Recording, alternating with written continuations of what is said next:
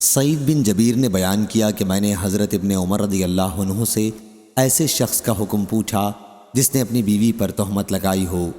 تو انہوں نے کہا کہ نبی کریم صلی اللہ علیہ وسلم نے بنی اجلان کے میاں بیوی کے درمیان ایسی صورت میں جدائی کرا دی تھی،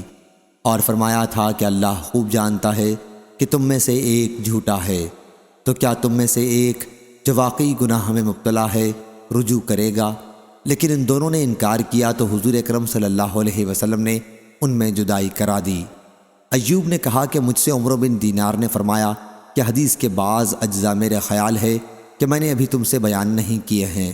فرمایا کہ ان صاحب نے جنہوں نے لعان کیا تھا کہا کہ میرے مال کا کیا ہوگا جو میں نے مہر میں دیا تھا۔ بیان کیا کہ اس پر ان سے کہا گیا کہ وہ مال جو عورت کو مہر میں دیا تھا اب تمہارا نہیں رہا،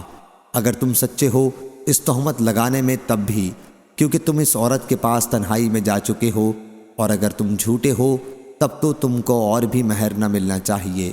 صحیح بخاری حدیث نمبر 5311۔